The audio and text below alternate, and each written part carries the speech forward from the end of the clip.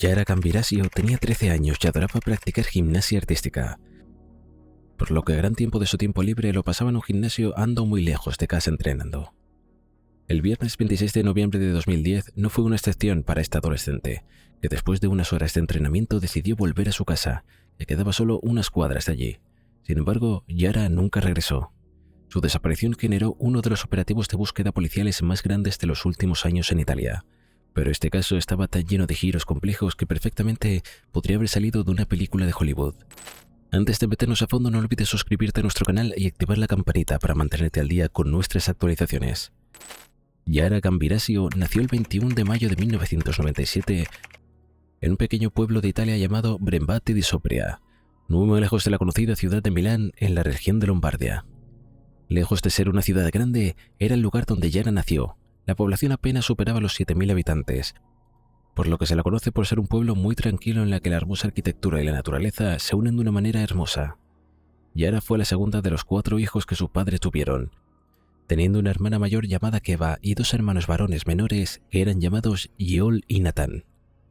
Su madre, Maura Parnese, era una maestra de jardín de infantes, y su padre, Fulvio Gambirasio, era un agrimensor que provenía de una familia que llevaba varias generaciones viviendo en Brembate di Sopria, en donde Yara adoraba vivir.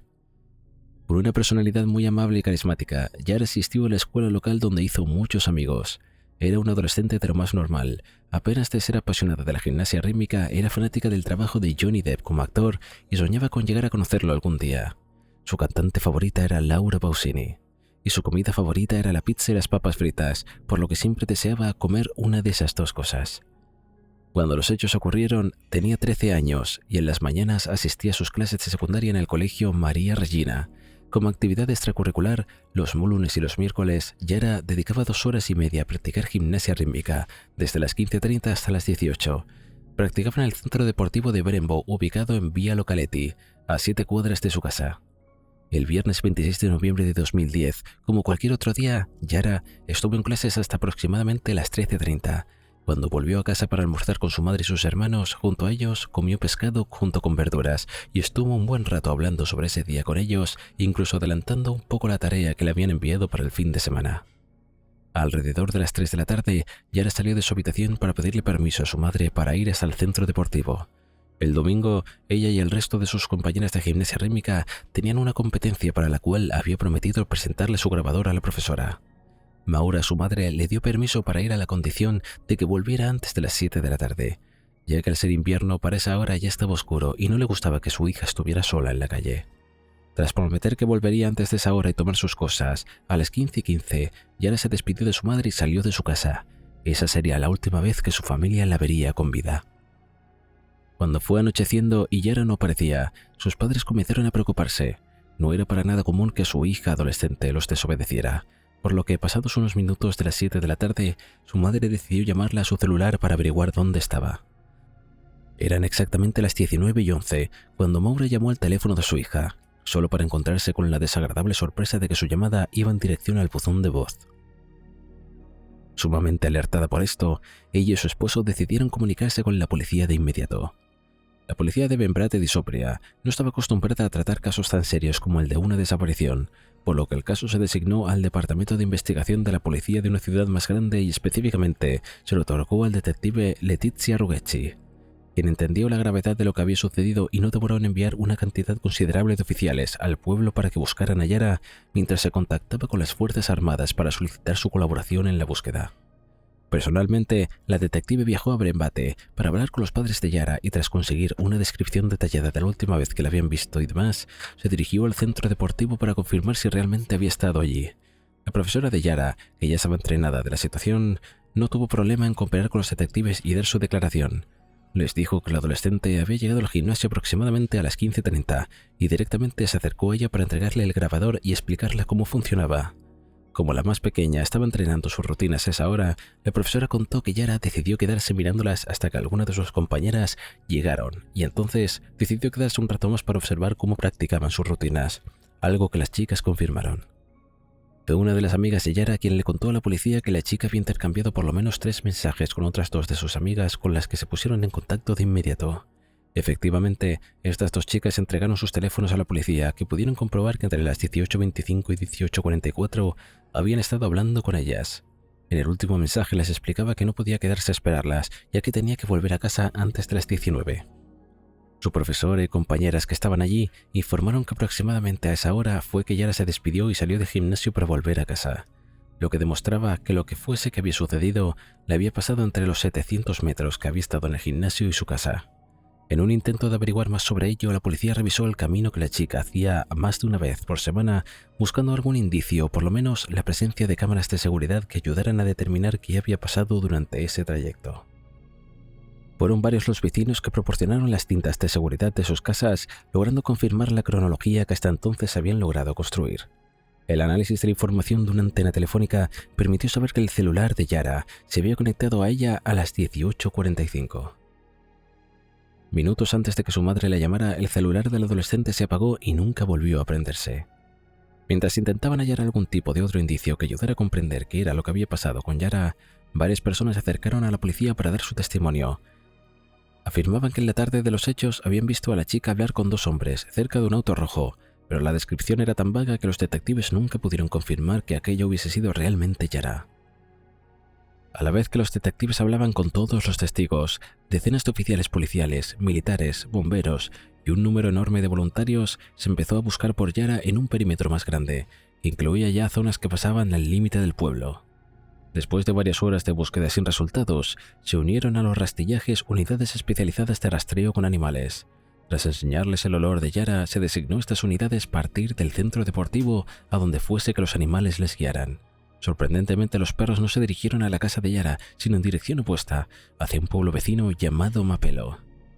Con este nuevo indicio, Letizia Ruggeri, la detectiva a cargo de la investigación, pidió a la compañía de teléfono la información del celular de Yara. Gracias a esta, descubrieron que el dispositivo electrónico se había conectado a una antena en Melo a las 18:55. La distancia entre ese pueblo y el centro deportivo era bastante grande, por lo que era imposible que Yara hubiese sido capaz de recorrer esa distancia a pie, lo que llevó a la policía a pensar que alguien tenía que haberla llevado en auto. A partir de esto, la policía creó dos hipótesis. La primera planteaba que Yara podía haber sido víctima de un secuestro, mientras que la segunda sugería que tal vez la adolescente se había escapado de casa, aunque no era una hipótesis que pareciera lógica. Yara no tenía una mala relación con sus padres ni ningún motivo aparente que deseara escapar, así que la policía decidió centrarse en la primera teoría y para ello, por decisión de Letizia Ruggeri, se solicitó la información telefónica de todos los familiares de Yara y sus amigos e incluso varios vecinos. Querían comprobar si el teléfono de alguna de esas personas se había conectado a la misma antena que la que había conectado el de Yara, es decir, si habían estado en ella en ese momento. Sin embargo, no obtuvieron los resultados esperados y en una decisión bastante valiente, Letizia Ruggeri exigió la información de los teléfonos celulares de todos los habitantes de Mapelo. En total, la policía examinó la información de los teléfonos de más de 15.000 personas. El trabajo era tan tedioso y complicado que se creó una unidad especial para analizar la información y controlar, además, varios números que una por otra razón se consideraban sospechosos. Hasta noviembre de ese año, la policía escuchó largas horas escuchando conversaciones de distintas personas en búsqueda de alguna pista que tuviera algo que ver con la desaparición de Yara. Sin embargo, nada de eso había estado dando resultados hasta casi finales de mes, cuando dos oficiales escucharon a un hombre decir una frase sumamente sospechosa. «Perdóneme, señor, yo no la maté». Rápidamente la policía buscó identificar a ese hombre, descubriendo que se trataba de Mohamed Fikri, un hombre marroquí de 22 años que trabajaba en una obra cerca del pueblo de Mapelo, hacia donde los perros habían hallado su aroma.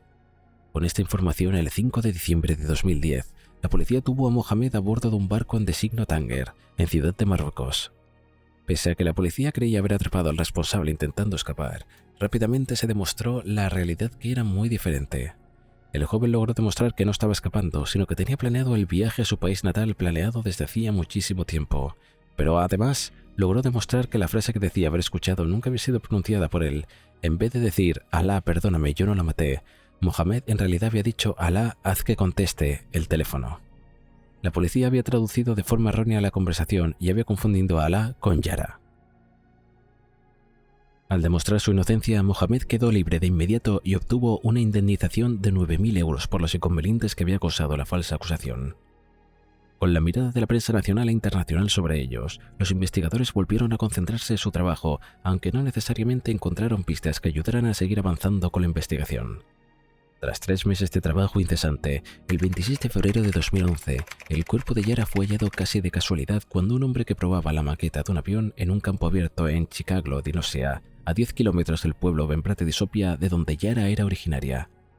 La niña estaba completamente vestida, usando la misma ropa que tenía cuando había desaparecido 3 meses antes.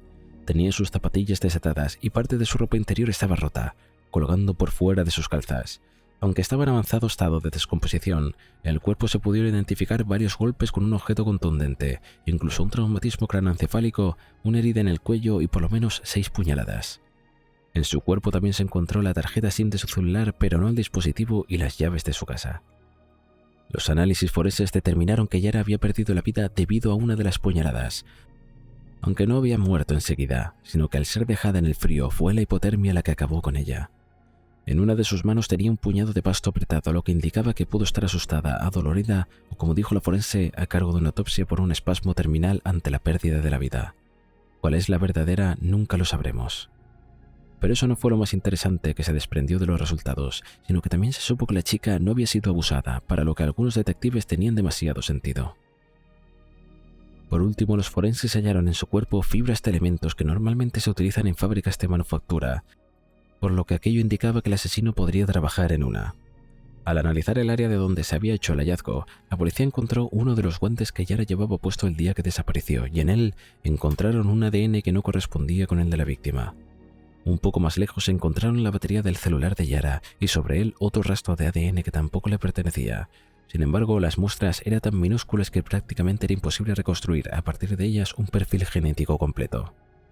Con bastante frustración por no poder utilizar la única evidencia que tenían, la policía intentó probar suerte buscando por coincidencias en distintas bases de datos, pero esto tampoco les dio resultado y la investigación acabó ingresando a un nuevo callejón sin salida en donde estuvo por 2 meses. En mayo de 2011, la detective Letizia Ruggeri recibió una llamada completamente inesperada. Expertos del laboratorio policial les explicaron que durante aquel tiempo habían seguido analizando las pertenencias de Yara y aquello les había permitido encontrar un rastro de ADN en su ropa interior. Un rastro que había sido lo suficientemente grande para obtener de él un perfil genético completo, que al ser analizado demostró ser de un hombre. El problema era que no se sabía de quién. Sin perder tiempo, la policía obtuvo una orden judicial para conseguir una muestra de ADN de todos los miembros masculinos de la familia de Yara, sus conocidos y también todos aquellos varones que habían estado en el centro deportivo el día de su desaparición. De forma paralela, otro grupo de oficiales se encargó de seguir analizando detalladamente la información telefónica de las antenas, haciendo una lista de aquellos números que habían viajado desde Mapelo a Benbrate y viceversa el día que Yara había desaparecido. Después de realizar esa lista, se recogió una muestra de ADN de todos los hombres en ella. No fue un trabajo sencillo ni rápido, por el contrario, cada vez que la muestra de ADN era enviada a los laboratorios, debían esperar por lo menos una semana para saber si esta coincidía o no con el que se había hallado en la ropa interior de Yara. Lamentablemente, en todos los meses que llevó ese proceso, ninguna de las muestras coincidía con la del asesino. Negada a dejar el caso sin resolver, Letizia Ruggeri empezó a buscar junto con su equipo otras formas de resolver el caso. Fue durante estas reuniones que Letizia notó algo que antes no le había prestado atención. Cerca del lugar de donde habían encontrado el cuerpo sin vida de Yara se encontraba un club nocturno. Letizia creía que esto podía ser una pista en sí, ya que normalmente los homicidas suelen abandonar el cuerpo de sus víctimas en lugares que conocen, así que surgió la hipótesis de que el responsable de la muerte de Yara fuese uno de los clientes del local. Al averiguar un poco más sobre ese lugar, descubrieron que era conocido por ser un punto de encuentro de personas violentas e incluso criminales que poseían antecedentes penales. Cada vez más convencida de que estaba siguiendo el camino correcto, Letizia ordenó obtener las muestras de ADN de los hombres que habían estado allí la noche del 26 de noviembre de 2010. Para ello, oficiales de policía estuvieron viernes y sábado y se instalaron en la puerta del bar a todo aquel que pertenecía a entrar y le exigían una muestra de su ADN. La perseverancia y el esfuerzo de este equipo policial tuvieron resultados unas cuantas semanas después, cuando recibieron la llamada del laboratorio para informar que una de las muestras que habían recogido en el club había coincidido parcialmente con el perfil genético extraído de la muestra de la ropa de Yara. El nombre de este hombre era Damiano, y pese a su perfil genético que no coincidía por completo, rápidamente se transformó en el primer sospechoso de la investigación. Aunque esto no duró mucho, Damiano fue capaz de demostrar que había estado de viaje cuando Yara había desaparecido. De hecho, había estado en otro continente, por lo que era imposible que fuese el responsable. La policía entonces debió concentrarse en la posibilidad de que Damiano era en realidad familiar del verdadero asesino, lo que explicaba que su ADN coincidía solo parcialmente. Con esto en mente, Letizia y su equipo comenzaron a investigar a la familia de Damiano para intentar identificar a la persona que les parecía más sospechosa. Para ese entonces, la técnica de la genética genealógica era extremadamente nueva y complicada, por lo que los detectives intentaron por más métodos tradicionales en un principio, como por ejemplo interrogar a la familia y sus círculos cercanos. Y aunque esto llevaba mucho más trabajo, aún así demostró dar resultados cuando descubrieron que la madre de Damiano había trabajado más de 10 años para la familia de Yara como su ama de llaves. Apenas unos meses antes, había dejado el trabajo sin dar ninguna razón clara sobre el porqué. La policía sospechaba que había renunciado porque sabía que uno de sus familiares estaba involucrado en la muerte de la niña, aunque negó completamente esta hipótesis. El análisis de las muestras de ADN de toda la familia de Damiano demostró que ninguno de sus familiares más cercanos y directos había sido el asesino, lo que significaba que la policía debía investigar decenas sino cientos de familiares y parientes lejanos, lo que llevó a la investigación que se fuera enlenteciendo nuevamente. Durante varios, la policía trabajó de forma continua sin que hubiese avances, y aquello llevó a que la prensa acusara al equipo de ser inoperante. De hecho, varios políticos iniciaron peticiones para que se alejara a Letizia del caso, pero no lograron su cometido. Letizia y su equipo continuaron trabajando para identificar el homicida, por lo que examinaron y analizaron varios árboles familiares y archivos policiales. Fue así como descubrieron que el padre de Damiano tenía un hermano llamado Giuseppe, que a la vez tenía 2 hijos que eran primos del joven. El tal Giuseppe era un conductor de transporte público que había fallecido en 1999, por lo que quedó descartado como sospechoso, pero aún así, la policía decidió investigar su vida, rastreando sus movimientos y el de sus hijos. Llegaron a una región llamada Villa de Giorno, en la que tan solo habían 1.600 habitantes.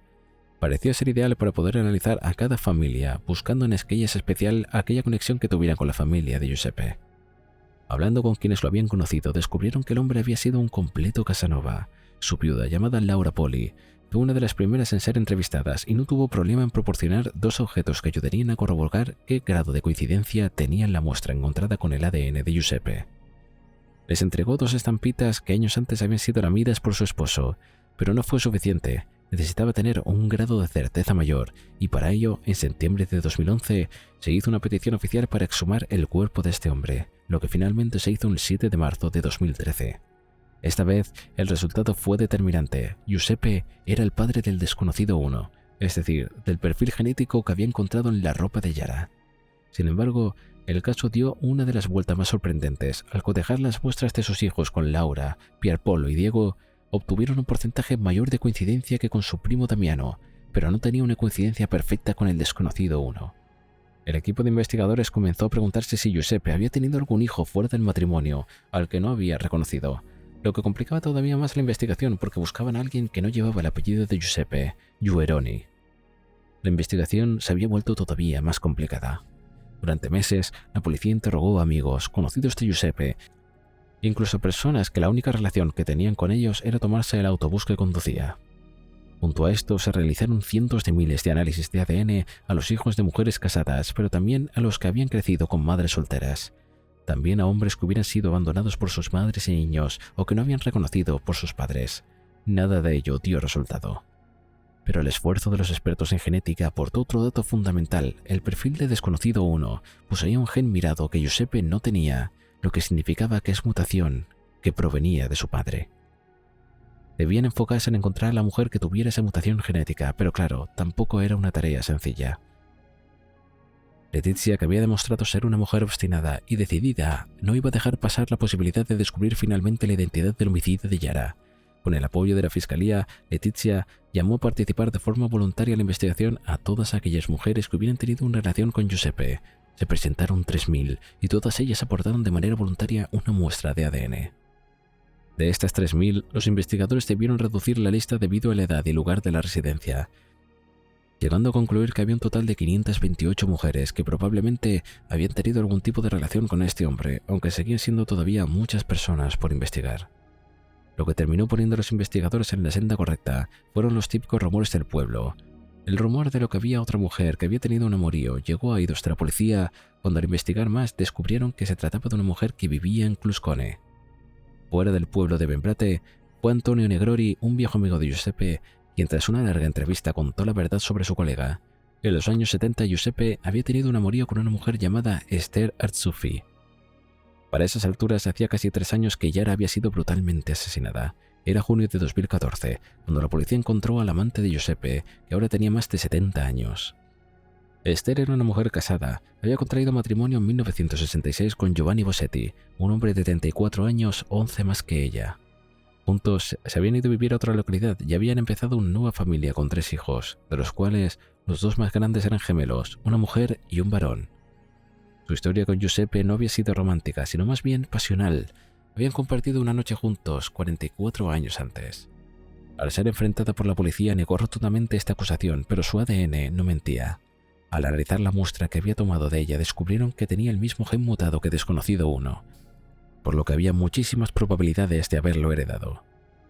Cuando compararon su ADN con el del asesino, no hubo dudas. Esther era el eslabón perdido que habían estado buscando. La ciencia no mentía. Esther era la madre del homicida.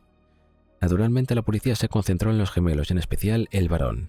Los hermanos habían nacido en 1970, justo en la misma época en la que Esther y Giuseppe habían tenido su amorío del que la joven había resultado embarazada. En un acto de osadía, Esther había nombrado a su hijo con el nombre de su amante, Massimo Giuseppe. A su hermana, como coincidencia, terminó llamándola con el nombre de la esposa de su amante, Letizia Laura. Los resultados de los análisis genéticos no fueron solo un sacudón para la familia, que estaba más cerca de ver al responsable de su pérdida tras las rejas, sino también para los Bossetti, la familia de Esther. Su marido Giovanni estaba batallando con un cáncer terminal cuando se enteró de la noticia de que los gemelos había criado, cuidado y amado como propios hijos en realidad no eran suyos. Lo que era todavía peor, él era el resto de la familia que debía afrontar la realidad de que Massimo era el principal sospechoso del crimen de Yara Gambariasio.